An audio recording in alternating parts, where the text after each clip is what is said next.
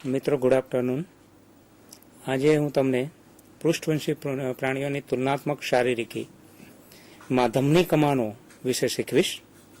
તો ધમની કમાનો શું છે પહેલા એ જોઈએ. પહેલા તો પૃષ્ઠવંશી પ્રાણીઓ કોને કહેવામાં આવે એ જરાક આપણે રિવિઝન કરી લઈએ કે પ્રાણી વર્ગીકરણ આપણે જ્યારે પણ ભણીએ છીએ ત્યારે બે પ્રાણીઓને આપણે અલગ પાડીએ છીએ, અમેરુદંડી અને મેરુદંડી.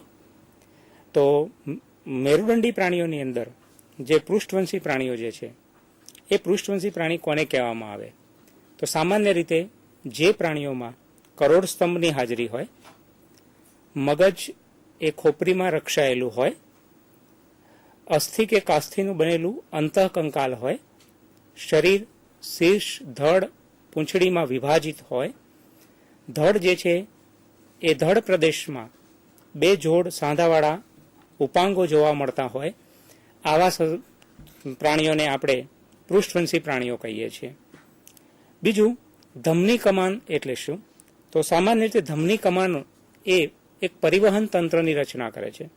તમે અગાઉ પરિવહન તંત્ર વિશે ભણી ગયા છો કે પરિવહન તંત્રની અંદર એ હૃદય, રુધિરવાહિનીઓ કે જેમાં ધમની, શિરા, સિરિકાઓ, ધમનિકાઓ વગેરેનો જે સમાવેશ થાય છે એના ઘટકો છે.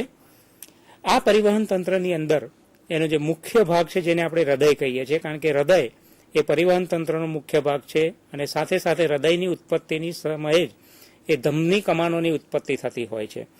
તો પૃષ્ઠવંશી પ્રાણીઓની અંદર એ જુદા જુદા 4 પ્રકારના એ હૃદય જોવા મળે છે. એક પ્રથમ જે પ્રકાર છે એ અમુક પ્રાણીઓની અંદર એક જ ખંડીય હૃદય જોવા મળે છે, ઉદાહરણ તરીકે શીર્ષ મેરુદંડી પ્રાણીઓ.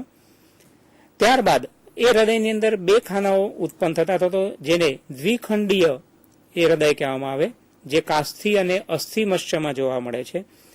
હૃદયની અંદર 3 ખાનાઓ બને તો જેને ત્રિખંડીય હૃદય કહેવામાં આવે છે, ઉદાહરણ તરીકે ડિપ્નોઈ અને ઉભયજીવી પ્રાણીઓ. અને જે પ્રાણીઓની અંદર હૃદયની અંદર 4 ખાનાઓ હોય એટલે કે ચતુષ્ખંડીય હોય, જેમાં 2 કર્ણક અને 2 ક્ષેપક હોય, એવા પ્રાણીઓ જે છે એનું ઉદાહરણ છે વિહંગ અને સસ્તન વર્ગ છે. આ બાદ ધમની એટલે શું કે હૃદય જે છે એ હૃદયમાંથી રુધિર લઈ જવાનું અને લાવવાનું હૃદય તરફનું કાર્ય કરે છે, જેને આપણે એ રુધિર વાહિનીઓ કહીએ છીએ. ધમની એને કહેવામાં આવે છે કે હૃદયમાંથી જે રુધિર વાહિનીઓ અંગો તરફ રુધિર લઈ જતી હોય એને આપણે ધમની કહીએ છીએ. ધમની શબ્દની ઉત્પત્તિ અથવા તો ધમની શબ્દનું અસ્તિત્વ એ સૌ પ્રથમ જ્યારે ઉત્પન્ન થયું ત્યારે એને એક ખાલી એ વાહિની તરીકે ઓળખવામાં આવતી, કારણ કે ધમનીઓ અથવા તો રુધિરનું પરિવહન કરતી એ રુધિર વાહિનીઓ સૌ પ્રથમ એ મનુષ્યના મૃત શરીરની અંદર જોવામાં આવેલી, જેથી કરીને એને આર્ટરી એવો શબ્દ નામ આપવામાં આવેલો છે. ધમનીઓ વડે આખું ધમની તંત્ર રચાય છે અને જે ધમની તંત્રની અંદર ફૂસ્ફૂસ કમાન, દૈહિક કમાન અથવા તો ફૂસ્ફૂસ ધમની, દૈહિક ધમની અને અંગોમાં રુધિર આપતી અન્ય જે ધમનીઓ જે છે એના દ્વારા એ આખું ધમની તંત્ર રચાતું હોય છે. પૃષ્ઠવંશી પ્રાણીઓની અંદર એ ધમની તંત્ર જે છે એ ધમની તંત્ર ગર્ભાવસ્થાની અંદર એક સમાન રચના દર્શાવે છે, પરંતુ એ જન્મ બાદ પ્રાણીઓની અંદર આ ધમની કમાનોમાં કેટલાક ફેરફારો જોવા મળે છે. તો આ ધમની કમાનો એ શું છે અને ધમની કમાન કેવી રીતે બને છે એ જોઈએ તો પ્રત્યેક ધમની કમાન એક જોડ અંતર્વાહી ને બહિર્વાહી જાલર ધમનીથી બને છે. કમાન શબ્દથી તમે પરિચિત છો કે અર્ધ ગોળાકાર ભાગ હોય અને જે બને એને આપણે કમાન કહીએ છીએ. તો અહીંયા પણ પ્રત્યેક જે ધમની કમાન છે અંતર્વાહી ને બહિર્વાહી, અંતર્વાહી એટલે કોઈ પણ અંગની અંદર જતી અને બહિર્વાહી એટલે અંગમાંથી બહાર આવતી આવી જે ધમનીઓ જે છે એના દ્વારા જે બને એને આપણે એક ધમની કમાન તરીકે ઓળખીએ છીએ. આ ધમની કમાન એ ઝાલરમાં રુધિર લઈ જાય છે અને ઝાલરમાંથી રુધિરને બહાર તરફ લાવવાનું કાર્ય કરે છે. એટલે આ રીતે એક ધમની કમાનની રચના થતી હોય છે. પ્રત્યેક પૃષ્ઠવંશી પ્રાણીઓમાં જે લાક્ષણિક ધમની કમાન જે છે એ લાક્ષણિક ધમની કમાન એ 3 ભાગની બનેલી તમને જોવા મળે. એક જે એનો મુખ્ય ભાગ છે કે જે હૃદયમાંથી ઉત્પન્ન થાય, જેને આપણે વક્ષ મહાધમની કહીએ છીએ. વક્ષ મહાધમની, ત્યારબાદ પૃષ્ઠ મહાધમની અને બીજી જે છે એ 6 જોડ ધમની કમાનોથી એ આખી ધમની કમાનો બનતી હોય છે. આ ધમની કમાનમાંથી પૃષ્ઠ અને વક્ષ બાજુએ બંનેની જે મહાધમનીઓ જે છે એ જોડાઈ અને મહાધમનીને જોડતી હોય છે. તો આ એક ધમની કમાનની રચના થાય છે. હવે જે પૃષ્ઠવંશી પ્રાણીઓમાં મેં અગાઉ કહ્યું એ પ્રમાણે 6 જોડ ધમની કમાનો જે છે એ ધમની કમાનોને આપણે નામથી ઓળખીએ છીએ. એ પ્રથમ જે કમાન છે ધમની કમાન એને મેન્ડિબ્યુલર ધમની કમાન કહેવામાં આવે. દ્વિતીય કમાન છે જેને હાયોઇડ કમાન કહેવામાં આવે. અને અન્ય કમાનો જે છે એને આપણે રોમન અંકથી અથવા તો 1, 2, 3 એવા અંકથી દર્શાવીએ છીએ. અને ત્યારબાદ જે તે પ્રાણીઓની અંદર એના જે નામ છે એ નામ એ રીતે એને આપવામાં આવતા હોય છે. સામાન્ય રીતે પૃષ્ઠવંશી પ્રાણીઓની અંદર મેં અગાઉ કહ્યું એ પ્રમાણે કે ગર્ભાવસ્થામાં એ દરેક ધમની કમાનોની એ ગોઠવણી એક સમાન હોય છે, પરંતુ જન્મ બાદ એની અંદર કેટલાક ફેરફારો થતા હોય છે. તો ગર્ભાવસ્થાની અંદર પૃષ્ઠવંશી પ્રાણીઓની અંદર બેઝિક ગોઠવણી ધમની કમાનોની કેવી રીતે હોય, જે મેં તમને આકૃતિની અંદર બતાવેલું છે. આકૃતિમાં જે સૌથી નીચેનો જે પાર્ટ જે છે કે જ્યાં મેં તમને પોઇન્ટર એરો મૂકેલો છે એ વક્ષ મહાધમનીનો છે કે વક્ષ મહાધમની એ હૃદયમાંથી એના શેપકના ભાગમાંથી નીકળે છે. ત્યાર પછી એ બંને ભાગોની જે છે એ એમાંથી ધમની કમાનો જે શાખાઓ પ્રમાણે 1, 2, 3, 4, 5 અને 6 કમાન સુધી નીકળે છે. અગ્રભાગે જઈ અને એ 2 શાખાઓની અંદર વિભાજિત થાય છે, જેને અંતરગ્રીવા શિરા કહેવામાં આવે. એ જ રીતે બંનેની પાર્શ્વ બાજુએથી એ બાહ્ય ગ્રીવા શિરા આવે અને બાહ્ય ગ્રીવા સાથે આ ધમની કમાનો જોડાઈ અને નીચેની તરફ એ પૃષ્ઠ મહાધમનીની રચના કરે છે. તો આ રીતે 1, 2, 3, 4, 5 અને 6 ધમની કમાનો એ લાક્ષણિક રીતે અથવા તો બેઝિક ગોઠવણીની રૂપે દરેક પૃષ્ઠવંશી પ્રાણીઓની અંદર આવેલી હોય છે. મેં અગાઉ કહ્યું એ પ્રમાણે એની પ્રથમ અને બીજી કમાનના નામ અનુક્રમે આપેલા છે અને બાકીના અને મોટા ભાગે એ એના નામ પરથી એને ઓળખવામાં આવે છે. આ સેમ ડાયાગ્રામ જે છે કે જે તમને લાક્ષણિક અથવા તો બેઝિક ગોઠવણી દર્શાવે છે કે જે પૃષ્ઠવંશી પ્રાણીઓની અંદર જોવા મળતી ધમની કમાનો છે. હવે આ ધમની કમાનોની અંદર પૃષ્ઠવંશી પ્રાણીઓમાં શા માટે ફેરફાર થાય છે? પૃષ્ઠવંશી પ્રાણીઓમાં ધમની કમાનો એ ગર્ભાવસ્થામાં એક સરખી છે, પરંતુ ત્યારબાદ જન્મ બાદ શા કારણસર એની અંદર ફેરફારો ઉત્પન્ન થાય છે એ જો જોઈએ તો સામાન્ય રીતે આપણને ખબર છે કે પૃષ્ઠવંશી પ્રાણીઓની અંદર 2 પ્રકારે શ્વસન થતું તમને જોવા મળે છે. એક પ્રકારનું શ્વસન કે જે પ્રાણીઓ જલીય નિવાસી હોય અથવા પાણીમાં રહેતા હોય આવા પ્રાણીઓની અંદર શ્વસન અંગ તરીકે ચૂઈ અથવા તો ઝાલર હોય છે. આ ચૂઈ અથવા ઝાલર દ્વારા એ પાણીમાં ઓગળેલો ઓક્સિજન ગ્રહણ કરે અને જેને આપણે એ જલીય શ્વસન અથવા તો ઝાલર દ્વારા થતું શ્વસન તરીકે ઓળખીએ છીએ. આ પ્રાણીઓ કે જે જલ નિવાસી છે અથવા તો ચૂઈ અથવા ઝાલર દ્વારા શ્વસન કરે છે, જેની અંદર જે બેઝિક ગોઠવણી છે એ ગોઠવણી તો જોવા જ મળે છે, પરંતુ જેમ ઉત્તરોત્તર આ જલીય નિવાસસ્થાન તરફથી પ્રાણીઓ અનુક્રમે જલીય નિવાસસ્થાન છોડી અને એ જમીન પરના નિવાસી બનતા ગયા કે જેને આપણે સામાન્ય રીતે સ્થળજ નિવાસી કહીએ છીએ. અને સ્થળજ નિવાસ થવાની સાથે સાથે એમની જે શ્વાસોશ્વાસની અથવા તો શ્વસન કરવાની જે ક્રિયા પદ્ધતિ છે એની અંદર ફેરફાર થાય. આવા પ્રાણીઓની અંદર એ ઝાલર દ્વારા શ્વસન ન થતાં એની અંદર ફેફસાનો ઉદ્ભવ થાય છે, એટલે કે ફૂસફૂસીય શ્વસનની શરૂઆત થતી હોય છે. તો કેટલાક પ્રાણીઓ એવા છે કે જે ઉભયજીવી છે કે જેની અંદર ઝાલર અને ફેફસા બંને દ્વારા શ્વસન થતું હોય છે અને જેને આપણે ઉભયજીવી તરીકે ઓળખીએ છીએ. ઉદાહરણ તરીકે દેડકાની અંદર દેડકા સામાન્ય રીતે પાણીમાં હોય ત્યારે એ ત્વચીય શ્વસન દ્વારા શ્વસન કરે છે અને જમીન પર હોય ત્યારે એ ફેફસા દ્વારા પણ શ્વસન કરી શકે છે. એટલે ફેફસા દ્વારા શ્વસન કરવાની શરૂઆત થતાં જ એ ઝાલરો અદ્રશ્ય બને છે. એટલે ઝાલર કમાનની જે રચના છે તો અમુક પ્રકારની જે ઝાલરો જે છે, અમુક જોડ ઝાલરો જે છે એ પ્રાણીઓની અંદરથી અદ્રશ્ય થતી જાય છે. સાથે સાથે પ્રાણીઓની અંદર જે હૃદય આવેલું છે, મેં તમને અગાઉ કહ્યું એ પ્રમાણે કે 4 પ્રકારના હૃદયો છે, એક ખંડીય, દ્વિખંડીય, ત્રિખંડીય અને ચતુષ્ખંડીય. એ અનુરૂપ પણ એ પ્રાણીઓની અંદર રુધિરનું જે પરિવહન છે પરિવહન બદલાતું જાય છે.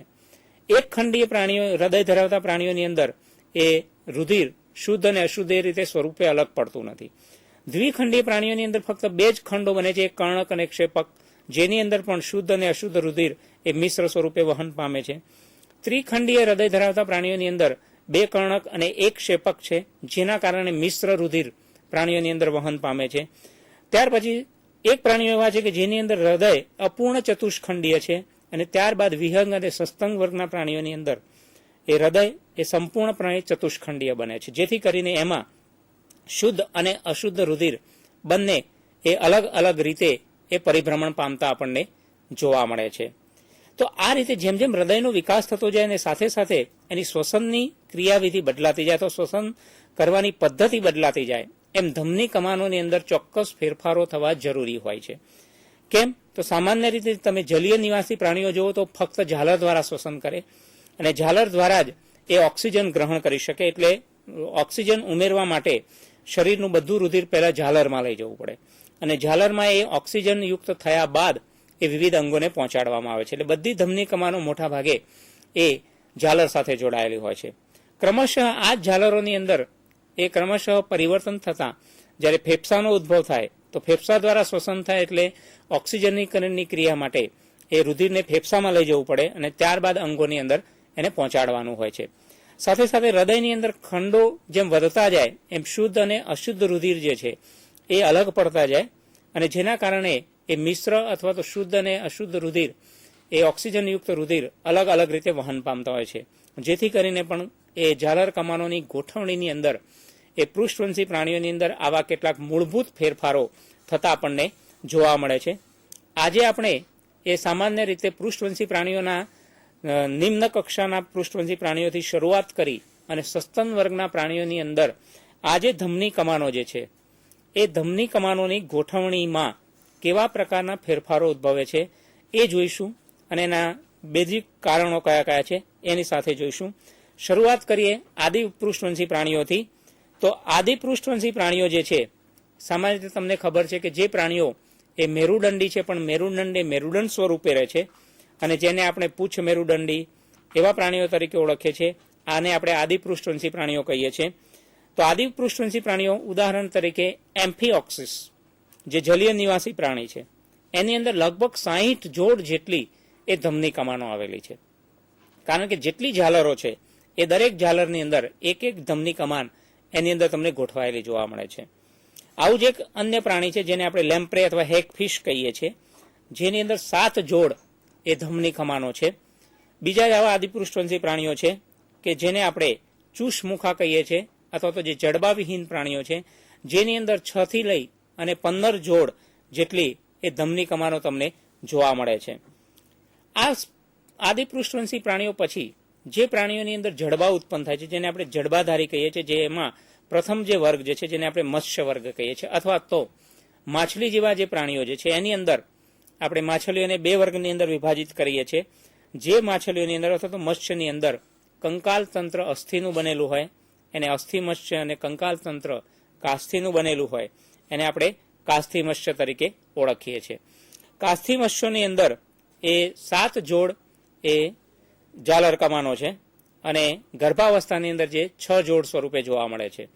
જ્યારે આ જ પ્રાણીઓ પુખ્ત બને છે ત્યારે પુખ્ત પ્રાણીની અંદર 4 અથવા તો 5 જોડી એ ધમની કમાન જોવા મળે છે. એટલે ખાસ કરીને એક જોડ ધમની કમાન અહીંયાથી અદ્રશ્ય થતી તમને જોવા મળે છે. પ્રત્યેક જે એક કમાન ધમની કમાન બને છે, એક અંતર્વાહી અને 2 બહિર્વાહી ધમની કમાનની બનેલી જોવા મળે છે. કાસ્થિ મત્સ્યમાં એક અંતર્વાહી અને 2 બહિર્વાહી ધમનીની એ બનેલી આપણને જોવા મળે છે. ત્યારબાદ અસ્થિ મત્સ્ય. તો અસ્થિ મત્સ્યની અંદર આ ઝાલર કમાનોની ગોઠવણી બેઝિક ગોઠવણી કરતાં કેવી રીતે ફરક પડે છે.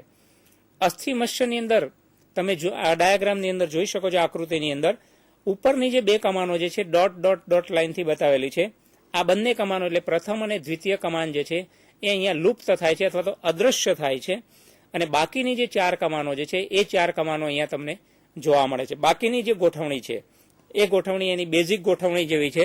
આ નીચેનો જે ભાગ જે છે એ નીચેનો ભાગ એની વક્ષ મહાધમની છે, અને વક્ષ મહાધમનીમાંથી અનુક્રમે 6ઠી, 5મી, 4થી અને 3જી એવી ધમની કમાનોની એ જોડ નીકળતી આપણને જોવા મળે છે. અને પ્રથમ બંને જે કમાનો એ કમાનો જે તમને ડોટ લાઇનથી બતાવી છે એ બંને કમાનો અદ્રશ્ય થતી જોવા મળે છે.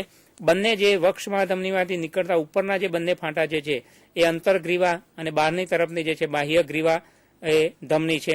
બંને સાઈડની બાહ્યગ્રીવા ધમનીઓ નીચેની તરફ જોડાઈ અને પૃષ્ઠ મહાધમનીની રચના કરતી જોવા મળે છે. તો આ જે ગોઠવણી છે એ અસ્થિમસ્યની અંદર જોવા મળતી એ બેઝિક ધમની કમાનોની ગોઠવણી છે.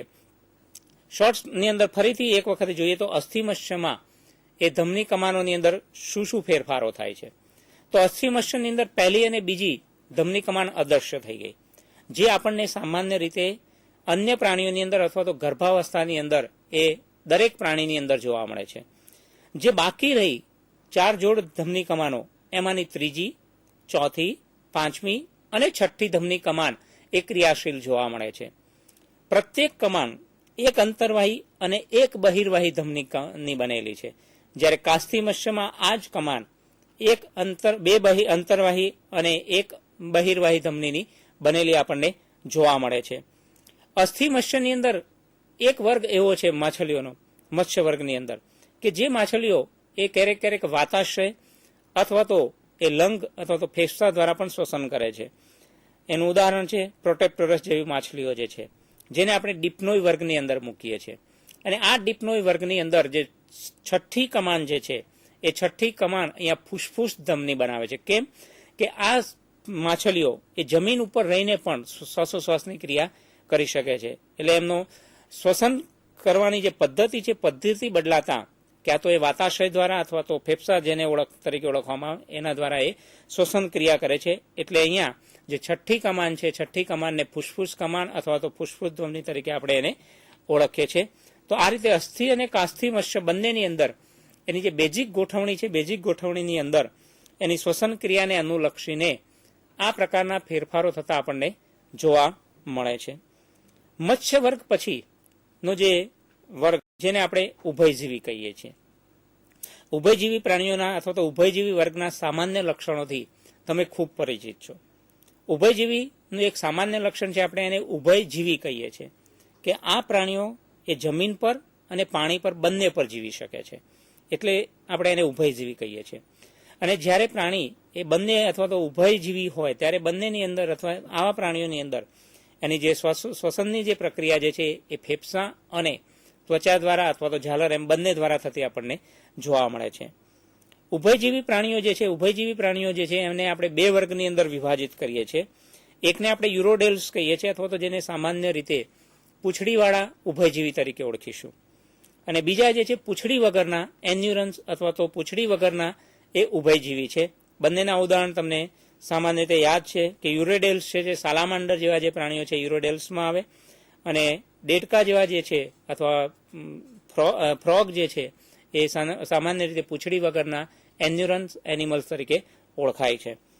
આ પ્રાણીઓની અંદર એની જે ધમની કમાનોની જે ગોઠવણી જે છે એ ગોઠવણી કેવી રીતે થયેલી છે. જે 6 જોડ સામાન્ય રીતની જે બેઝિક ગોઠવણી ધરાવતી જે ધમનીઓ જે છે એ ધમનીઓની અંદર અહીંયા કેટલાક ફેરફારો થાય છે, જે મત્સ્ય વર્ગ કરતાં થોડા જુદા પ્રકારના છે. તો પહેલું જે છે એમાં કયા ફેરફારો થાય છે, તો પ્રથમ અને દ્વિતીય બંને જે કમાન છે એ મત્સ્ય વર્ગ પ્રમાણે જ અહીંયા અદ્રશ્ય થઈ જાય છે. એટલે મત્સ્ય વર્ગની અંદર જે રીતે એ લુપ્ત થાય છે અથવા અક્રિયાશીલ બને છે, એમ અહીંયા પણ પ્રથમ અને દ્વિતીય કમાન જે છે એ અદ્રશ્ય બને છે અથવા લુપ્ત બને છે. મહત્વનો જે ફેરફાર છે યુરોડેલ્સની અંદર એ છે એની જે ત્રીજી કમાન જે છે એ ત્રીજી કમાન એની પાર્શ્વપૃષ્ઠ મહાધમની સાથે જોડાણ ધરાવે છે. અને આ જોડાણને આપણે ડક્ટર કેરોટિકસ તરીકે ઓળખીએ છીએ. અને છઠ્ઠી કમાન છે, છઠ્ઠી કમાનમાંથી એ ફૂસફૂસીય શ્વસન થવાને કારણે આપણે એમ ફૂસફૂસ ધમની અથવા તો ફૂસફૂસ કમાન તરીકે ઓળખાતી રચના નીકળીએ છીએ. અને આ બંને કમાન એ બંનેની પાર્શ્વપૃષ્ઠ ધમની જે છે એની સાથે પણ એક જોડાણથી જોડાયેલી છે, જેને ડક્ટસ બોટેલિસ તરીકે ઓળખીએ છીએ. તો હજી પણ એની જે 6 બેઝિક કમાનો છે એ બેઝિક કમાનોની વચ્ચેનું જે જોડાણ છે એ જોડાણ આપણને યુરોડેલ્સની અંદર જોવા મળે છે. તો યુરોડેલ્સ જે છે મેં અગાઉ કહ્યું એ પ્રમાણે પૂંછડીવાળા ઉભયજીવીઓ છે. બાહ્ય ઝાલર અને ફેફસા બંને દ્વારા શ્વસન કરે છે. કારણ કે તમને પરિચિત છો કે ઉભયજીવીઓ એ રૂપાંતરણ વાળો જીવનક્રમ ધરાવે છે. અને રૂપાંતરણ દરમિયાન ક્રમશઃ એમાં જે ઝાલરો છે અંતસ્થ ઝાલરોથી લઈ અને ધીરે ધીરે બાહ્ય ઝાલરો બને અને બાહ્ય ઝાલરો પછી એ ફૂસફૂસીય શ્વસનની અંદર ફેરફાર પામતા હોય છે. તો આ ઉભયજીવીઓ કે યુરોડેલ્સની અંદર બાહ્ય ઝાલરો એમના જીવન પર્યંત જોવા મળે છે.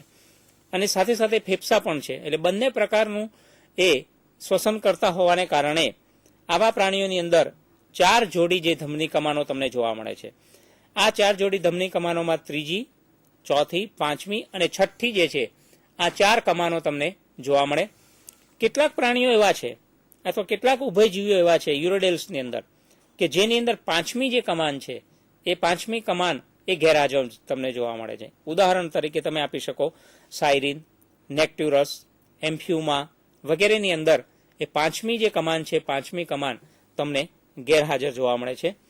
સાથે સાથે એની અંદર ત્રીજી જે કમાન છે એ ત્રીજી કમાનને આપણે ગ્રીવા કમાન તરીકે અહીંથી ઓળખીશું. ચોથી કમાન છે જેને દૈહિક કમાન કહીશું. ગ્રીવા કમાન એટલા માટે કે એક પર્ટિક્યુલર શાખા અથવા તો રુધિર વાહિનીની જે શાખા છે એ ગ્રીવાથી ઉપરના જે ભાગો જે છે એના ઉપરના ભાગોને રુધિર આપે છે એટલે એને ગ્રીવા કમાન કહી.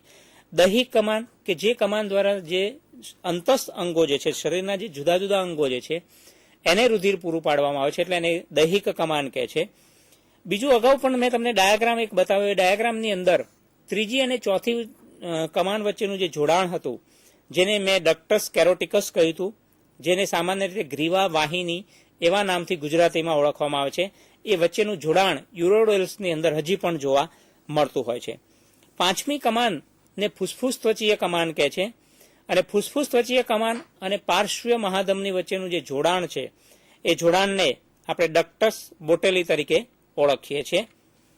ત્યારબાદ એનો બીજો ઉભયજીવીઓનો બીજો જે આખો ભાગ જે છે જેને આપણે પૂંછડી વગરના ઉભયજીવી પ્રાણીઓ કહીએ છીએ.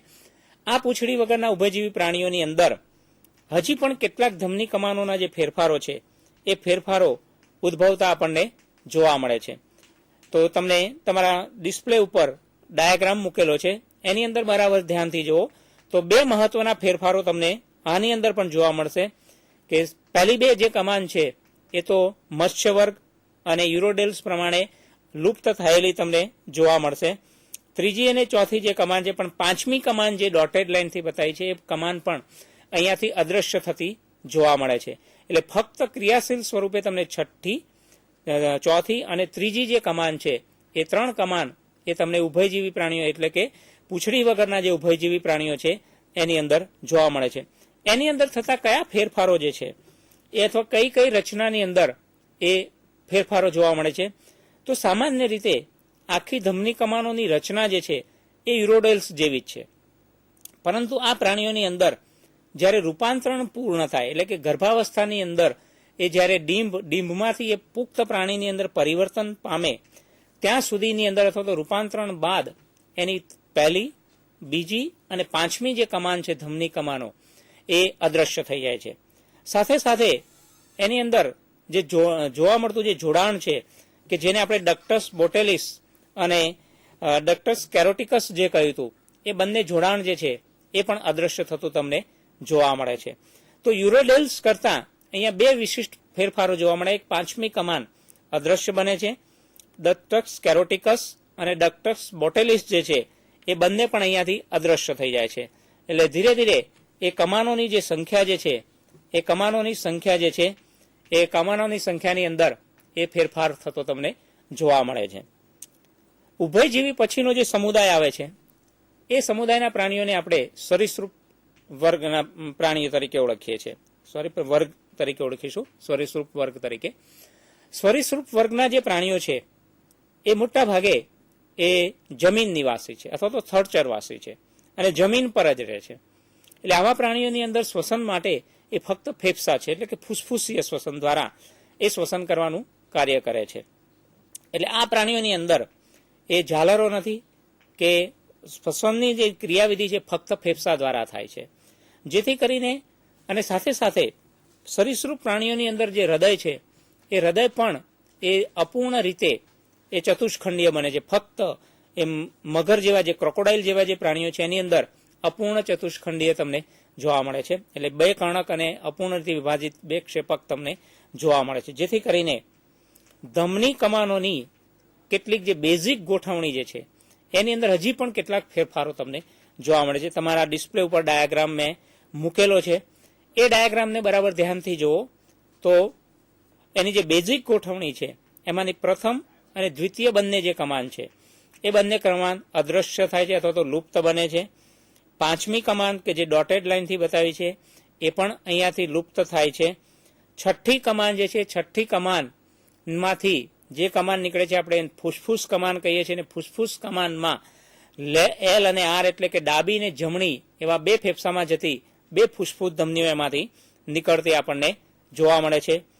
અને એ જ રીતે યુરોડેલ્સમાં જોવા મળતું જે જોડાણ છે ગ્રીવા કમાન સાથેનું, એ જોડાણ કે જેને આપણે ડક્ટસ કેરોટિકસ અને ડક્ટસ બોટેલિસ જે કહ્યું હતું એ પણ અહીંયાથી અદ્રશ્ય થઈ જાય છે. તો આ ડાયાગ્રામ જે છે સરીસૃપ પ્રાણીઓની બેઝિક જનરલાઇઝ ગોઠવણી છે. પણ સરીસૃપ પ્રાણીઓની અંદર પણ કેટલાક પ્રાણીઓમાં આમાં થોડાક ફેરફારો જોવા મળે છે. શા કારણે? તો સામાન્ય રીતે સરીસૃપ પ્રાણીઓ જે છે એ સંપૂર્ણપણે જમીન નિવાસી છે.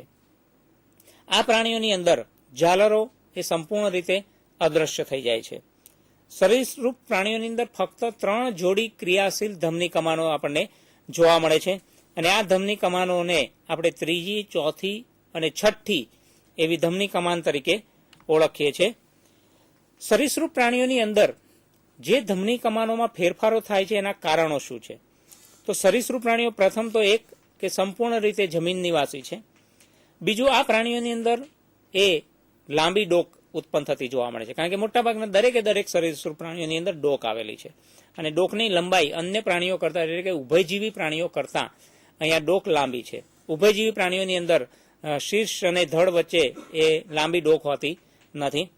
બીજું, આ પ્રાણીઓની અંદર હૃદયની જે ગોઠવણી જે છે એ હૃદયની ગોઠવણી પાછળની તરફ થાય છે. ડોક લાંબી હોવાને કારણે જે હૃદય જે છે એ હૃદય એ પાછળની તરફ ગોઠવણી દર્શાવે છે. બીજું, હૃદય જે છે એમાં હૃદયની અંદર રહેલું જે ક્ષેપક છે એ ક્ષેપક અપૂર્ણ રીતે વિભાજિત છે. અને અપૂર્ણ રીતે વિભાજિત થતું હોવાને કારણે આ પ્રાણીઓમાં એ શુદ્ધ અને અશુદ્ધ અથવા તો મિશ્ર રુધિર જે છે, મિશ્ર રુધિરનું પરિવહન થતું આપણને જોવા મળે છે. આ સરીસૃપ પ્રાણીઓની અંદર જે ધમની કમાનોમાં જે પણ ફેરફારો થાય છે એ ફેરફારો આ મુજબના હોય છે. એમાં પહેલું કે 2 દૈહિક કમાન અને 1 ફૂસફૂસ કમાન છે. અહીંયા દૈહિક કમાનો જે છે, દૈહિક કમાનોને આપણે જમણી અને ડાબી એવી દૈહિક કમાન એમ 2 કમાન તરીકે ઓળખીએ છીએ. અને 1 ફૂસફૂસ કમાન છે, અને 1 ફૂસફૂસ કમાનમાંથી 2 ફૂસફૂસ ધમની, જેને આપણે ડાબી અને જમણી ફૂસફૂસ ધમની એમ 2 ભાગમાં વિભાજિત થતી જોઈ શકીએ છીએ. જમણી દૈહિક કમાન જે છે એ જમણી દૈહિક કમાન ડાબા ક્ષેપકમાંથી ઉદ્ભવે છે. એટલે કે એની જે ઉત્પત્તિ જે છે, ઉત્પત્તિ એ ડાબા ક્ષેપકમાંથી થાય છે. અને જે ઓક્સિજનયુક્ત રુધિર ગ્રીવા કમાનને આપે છે. એટલે જો અહીંયા જે રુધિર, શુદ્ધ રુધિર અથવા ઓક્સિજનયુક્ત રુધિર જે છે એ ડાબા ક્ષેપકમાંથી એ રુધિર ભેગું કરી અને ગ્રીવા કમાનને આપે છે. અને ગ્રીવા કમાનમાંથી આ રુધિર એ શીર્ષ પ્રદેશના જે ભાગો જે છે એ ભાગોની અંદર પહોંચતું આપણને જોવા મળે છે. બીજું, ડાબી દૈહિક કમાન જે છે એ ડાબી દૈહિક કમાન એ જમણા ક્ષેપકમાંથી ઉદ્ભવે છે. અને જે ઓક્સિજન વિહીન અથવા તો મિશ્ર રુધિર જે છે એ મિશ્ર રુધિર એ પૃષ્ઠ મહાધમની વડે અંગોને આપવાનું કામ કરે છે. આપણને ખબર છે કે સામાન્ય રીતે હૃદય જેમ જેમ એ ખંડીય બનતું જાય એમ શુદ્ધ અને અશુદ્ધ રુધિર અથવા તો મિશ્ર રુધિર જે છે એ સંપૂર્ણ રીતે અલગ અલગ રીતે પરિવહન પામતું હોય છે. એટલે કે સરીસૃપ પ્રાણીઓની અંદર અપૂર્ણ રીતે વિભાજિત હોવાને કારણે મિશ્ર રુધિર જે છે એ મિશ્ર રુધિર એ પરિવહન પામે છે. તો જે ડાબી દૈહિક કમાન જે છે એ ડાબી દૈહિક કમાન ક્ષેપકમાંથી ઉદ્ભવે છે. અને એ ઓક્સિજન વિહીન કે મિશ્ર રુધિર જે છે એ મહાધમની વડે અંગોને આપવાનું એ કાર્ય કરે છે. ત્યારબાદ એની અંદર જે ફેરફારો થાય એમાં એક મહત્વનો જે ફેરફાર છે એ છે ફૂસફૂસ કમાન કે જે જમણા ક્ષેપકમાંથી ઉદ્ભવે છે. અને જે ઓક્સિજન વિહીન અથવા તો મિશ્ર રુધિર અથવા તો અંગોમાંથી ભેગું થયેલું કાર્બન ડાયોક્સાઇડ યુક્ત જે રુધિર જે છે એ કાર્બન ડાયોક્સાઇડ યુક્ત રુધિર જે છે એ ફેફસાની અંદર લાવવાનું કામ કરે છે. અને ફેફસાની અંદર જેમાં ઓક્સિજન ઉમેરાતા અથવા ઓક્સિજનીકરણની ક્રિયા થતા શુદ્ધ બને અને એ શુદ્ધ રુધિર ત્યારબાદ અન્ય અંગોને પહોંચાડવામાં આવે છે. બીજો એક મહત્વનો ફેરફાર છે કે જે યુરોડેલ્સની અંદર જોવા મળતો હતો અથવા તો એન્યુરન્સની અંદર જોવા મળતો એ છે કે ડક્ટસ કેરોટિકસ અને ડક્ટસ બોટેલિસ અથવા તો આર્ટિરિયોસિસ જે છે એ સરીસૃપ પ્રાણીઓની અંદર આપણને ગેરહાજર જોવા મળે છે. એટલે કે આ બંને કમાનનું પાર્શ્વપૃષ્ઠ મહાધમની સાથેનું જે જોડાણ છે એ જોડાણ આપણને અહીંયા તૂટતું જોવા મળે અથવા તો જોડાણ જોવા મળતું નથી. પરંતુ કેટલાક અપવાદરૂપ પ્રાણીઓ એવા છે કે જેની અંદર આવું જોડાણ આપણને જોવા મળે છે. ઉદાહરણ તરીકે સાપ, બધા પ્રકારના નહીં, કેટલાક સાપની જાતિઓની અંદર યુરોમેસ્ટ્રિક્સ, કેટલાક પ્રકારના કાચબાઓ છે અને માં એ ડક્ટસ કેરોટિકસ જોવા મળે છે. તો સ્ફિનોડોન જેવા જે પ્રાણીઓ જે છે એની અંદર ડક્ટસ કેરોટિકસ અને ડક્ટસ બોટેલિસ અથવા તો ડક્ટસ આર્ટેરિયોસ બંને એ જોડાણ સ્વરૂપે આપણને જોવા મળે છે. તમારા ડિસ્પ્લે ઉપર ડાયાગ્રામ મૂકેલો છે કે સાપની અંદર એ ધમની કમાનો જે છે, ધમની કમાનોની ગોઠવણી કેવા પ્રકારે છે. તો એમાંથી તમે ત્રીજી અને જે બંને કમાનો વચ્ચે ડીસી પોઈન્ટ આઉટ કરેલું છે એ ડક્ટસ કેરોટિકસનું જોડાણ હજી પણ તમને કેટલાક સાપની જાતિઓની અંદર જોવા મળે છે. એટલે કે ઉભયજીવી અથવા યુરોડેલ્સ પ્રાણીઓની અંદર જે જોડાણ છે એ જ જોડાણ એ સાપની કેટલીક જાતિઓની અંદર પણ હજી સુધી પણ એ ધમની કમાનોનું આપણને જોવા મળે છે. તો આ જે ધમની કમાનોના જે ફેરફારો જે છે એ ફેરફારો સામાન્ય રીતે એ સરીસૃપ વર્ગના પ્રાણીઓની અંદર છે. ત્યારબાદ જે બે વર્ગ આવે છે, વિહંગ અને સસ્તંગ વર્ગ, આ બંને વર્ગના જે પ્રાણીઓ છે એ બંને વર્ગના પ્રાણીઓની અંદર પહેલું એનું લક્ષણ છે કે બંને વિહંગ અને સસ્તન વર્ગના પ્રાણીઓ સંપૂર્ણપણે એ જમીન નિવાસી છે. આ પ્રાણીઓની અંદર પણ ઝાલરો અદ્રશ્ય થાય છે. સાથે સાથે આ બંને પ્રાણીઓ જે છે એ સ્થળ જ નિવાસી પ્રાણીઓ છે અને ઉષ્ણ રુધિરવાળા પ્રાણીઓ છે. આપણને ખબર છે કે ઉષ્ણ રુધિરવાળા પ્રાણીઓ એટલે શું? તો જે પ્રાણીઓ સામાન્ય રીતે શરીરનું તાપમાન એક સરખું જાળવી શકતા હોય આવા પ્રાણીઓની અંદર, એવા પ્રાણીઓને આપણે ઉષ્ણ રુધિરવાળા પ્રાણીઓ કહીએ છીએ. સરીસૃપ વર્ગ સુધીના જેટલા પ્રાણીઓ છે એ બધા જ શીત રુધિરવાળા પ્રાણીઓ છે. અને શીત રુધિરવાળા પ્રાણીઓની અંદર એ મિશ્ર રુધિરનું વહન એ ચાલી શકે અથવા તો એમની ઓક્સિજન મેળવવાની અથવા જે ડિમાન્ડ છે એ અલ્પ પ્રમાણમાં હોય એટલે મિશ્ર રુધિરનું પરિવહન એવા પ્રાણીઓની અંદર સંપૂર્ણ રીતે શક્ય બની શકે છે. વિહંગ અને સસ્તંગ વર્ગના પ્રાણીઓની બીજી લાક્ષણિકતા છે કે એની અંદર હૃદય જે છે સંપૂર્ણ રીતે ચતુષ્ખંડીય બની જાય છે. એટલે હૃદયની અંદર બે ક્ષેપક અને બે કર્ણક એવા 4 ખંડો આવેલા જોવા મળે છે. જેથી કારણે હૃદયની અંદરથી રુધિરનું જે પરિવહન છે શુદ્ધ અને અશુદ્ધ એવા બે અલગ અલગ ભાગોમાંથી થતું આપણને જોવા મળે છે. આ બંને વર્ગના પ્રાણીઓની અંદર 3 જોડ ક્રિયાશીલ ધમની કમાનો જોવા મળે છે અને આ ધમની કમાનોને ત્રીજી, ચોથી અને છઠ્ઠી એમ ધમની કમાન તરીકે આપણે ઓળખીએ છીએ. પક્ષીઓની અંદર અને સસ્તન પ્રાણીઓની અંદર જે બેઝિક ગોઠવણી છે એક જ સમાન છે, પણ એની દૈહિક કમાનની અંદર કેટલાક ફેરફારો જોવા મળે છે. તો પક્ષીઓની અંદર ધમની કમાન જે છે, ધમની કમાનની અંદર કયા કયા ફેરફારો થતા તમને જોવા મળે બેઝિક ગોઠવણી કરતા, ઉભયજીવી કરતા અથવા સરીસૃપ કરતા? તો ડાયાગ્રામની અંદર અથવા આકૃતિમાં તમે જોઈ શકો છો, પહેલી ને બીજી કમાન એઝ યુઝ્યુઅલ એ અદ્રશ્ય અથવા લુપ્ત થયેલી છે. બીજું, ત્રીજી જે કમાન છે જે ગ્રીવા કમાન તરીકે ઓળખાય છે તે, એમાં અંતરગ્રીવા અને બાહ્ય ગ્રીવા બંને ભાગો જોઈ શકાય છે. ચોથી કમાન જે છે જે આપણે સામાન્ય રીતે દૈહિક કમાન તરીકે ઓળખીએ છીએ. દૈહિક કમાન એક જ બાજુની તમને જોવા મળશે, જમણી સાઈડેથી વળતી તમને જોવા મળે. ડાબી સાઈડની દૈહિક કમાન જે છે એ અહીંયાથી તમને લુપ્ત થતી જોવા મળે છે. એટલે પક્ષીઓની અંદર એક જ બાજુની એ દૈહિક કમાન વિકાસ પામે છે. આ એક પ્રકારનું અનુકૂલન છે. છઠ્ઠી કમાન જે છે, છઠ્ઠી કમાન જેને ફૂસફૂસ કમાન કહેવામાં આવે છે, અને ફૂસફૂસ કમાન એ ફેફસાની અંદર રુધિર લઈ જવાનું અને લાવવાનું કામ કરે છે. બીજા ફેરફારો એ છે કે કેટલાક ઉભયજીવીઓ અને કેટલાક સાપની અંદર જે જોવા મળતું જે ડક્ટસ કેરોટિકસ અને ડક્ટસ બોટેલિસનું જે જોડાણ જે છે એ પક્ષીઓની અંદર અહીંયા સંપૂર્ણ રીતે અદ્રશ્ય થતું તમને જોવા મળે છે. આ પ્રાણીઓની અંદર તો વિહંગ વર્ગના પ્રાણીઓની અંદર બીજું વક્ષ મહાધમની જે છે એમાંથી ફૂસફૂસ કમાન અને દૈહિક કમાન એવી બે કમાનો અલગ પડી જાય છે, જેના કારણે એ રુધિરનું જે પરિવહન છે એ શુદ્ધ અને અશુદ્ધ સ્વરૂપે એ જુદું જુદું પડતું તમને જોવા મળે છે. બીજું કે દૈહિક કમાન છે એ પક્ષીઓમાં ફક્ત જમણી બાજુની વિકાસ પામે છે અને સસ્તન પ્રાણીઓની અંદર એ ડાબી બાજુની જે દૈહિક કમાન છે એનો વિકાસ થતો જોવા મળે છે. પરંતુ બીજી બાજુની જે દૈહિક કમાન છે એ લુપ્ત બનતી નથી, પરંતુ એ ખભાના ભાગે એ અધોક્ષક ધમની તરીકે વિકાસ પામે છે અને ખભાના જે ભાગો જે શોલ્ડર જે છે એ એક ધમની સ્વરૂપે રહી અને એ ભાગને રુધિર આપવાનું કામ કરે છે. આ પ્રાણીઓની અંદર એક જ ફૂસ્ફૂસ કમાન આપણને જોવા મળે છે. ત્યારબાદ તમારી સામે જે ડાયાગ્રામ છે એ સસ્તન પ્રાણીઓની અંદર જોવા મળતી જે ધમની કમાનો કેવી છે એ મૂકેલો છે મેં. તો આની અંદર બેઝિક ગોઠવણી એ સામાન્ય રીતે વિહંગ વર્ગ જેવી છે. ફક્ત એની જે દૈહિક કમાન છે, દૈહિક કમાનની જે દિશા છે, દિશા બદલાઈ જતી તમને જોવા મળે છે.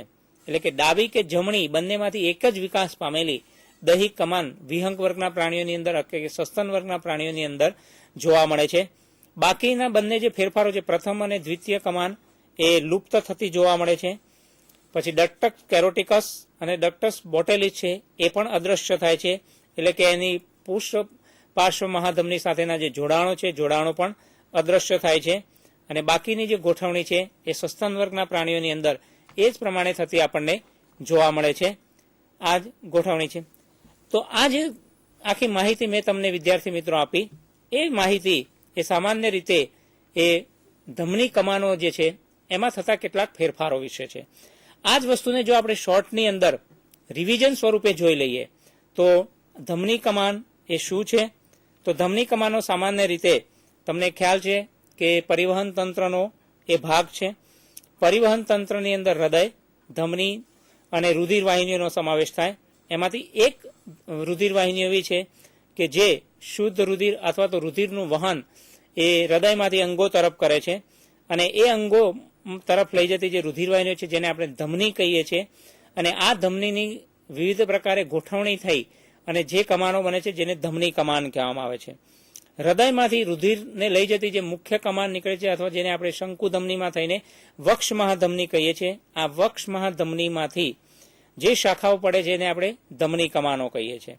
આવી ધમની કમાનોની બેઝિક ગોઠવણી એ દરેક પ્રાણીઓની અંદર એ સામાન્ય રીતે ગર્ભાવસ્થાની અંદર એક સરખી જોવા મળે છે. પરંતુ ત્યારબાદ જન્મ બાદ પુખ્ત પ્રાણીઓની અંદર કેટલાક ફેરફારો ઉદ્ભવે છે. આ ફેરફારો થવાના મેં કારણો તમને જણાવ્યા. કારણ કે પ્રાણીઓની અંદર એમની જે શ્વસન કરવાની જે ક્રિયાવિધિ છે તો શ્વસનનો જે પ્રકાર છે બદલાવાની સાથે સાથે અને હૃદયનો જેમ જેમ વિકાસ થતો જાય એમ હૃદય એક ખંડીયથી લઈને ચતુષ્ખંડીય બને અને પ્રાણીઓની અંદર ઝાલર દ્વારા શ્વસન કરતાથી લઈ અને એ ફૂસ્ફૂસીય શ્વસન તરફ જાય એમ એમ ક્રમશઃ એની જે ધમની કમાનોની જે ગોઠવણી જે છે ગોઠવણીનો જે બેઝિક પ્રકાર છે બેઝિક પ્રકારમાંથી કેટલાક ફેરફારો આપણને જોવા મળે છે. એવા ફેરફારોની શરૂઆત કરીએ તો પહેલો જે ફેરફાર આપણે જોયો એ કે ધમની કમાનોની સંખ્યાની અંદર ઘટાડો થઈ જવો. કે જે ગર્ભાવસ્થાની અંદર 6 ધમની કમાનો જોવા મળે છે. 6 ધમની કમાનોમાંથી ક્રમશઃ 3 જોડ કે 4 જોડ ધમની કમાનો રહે છે. વિહંગ સસ્તન વર્ગના પ્રાણીઓ સુધી અને સરીસૃપ વર્ગના પ્રાણીઓ સુધી એ 3 જોડ ધમની કમાનો રહે છે. બાકીનાની અંદર એ જુદી જુદી સંખ્યાની અંદર એ રહેતા જોવા મળે છે. બીજું કે પૃષ્ઠ પાર્શ્વ મહાધમની અને વક્ષ મહાધમનીની જે શાખાઓ જે છે બંને વચ્ચેનું જે જોડાણ છે મત્સ્ય વર્ગની અંદર જે જોવા મળે છે એની અંદર જેને આપણે ડક્ટસ કેરોટિકસ અને ડક્ટસ બોટેલિસ કહીએ છીએ જે ઉભયજીવી અને સરીસૃપ વર્ગના પ્રાણીઓ સુધી જોવા મળે.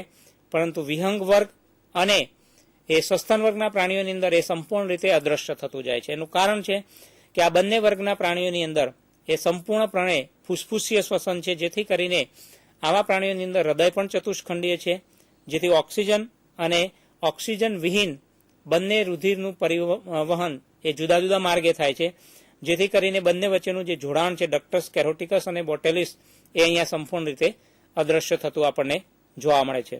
તો આ ધમની કમાનો વિશે છે. આવી જ રીતે આ જ પ્રાણીઓની અંદર શિરાઓ જે છે શિરા કમાન જે છે શિરાઓ છે એની અંદર પણ આવા ફેરફારો બેઝિક રીતે ગોઠવણી આપણને જોવા મળે છે.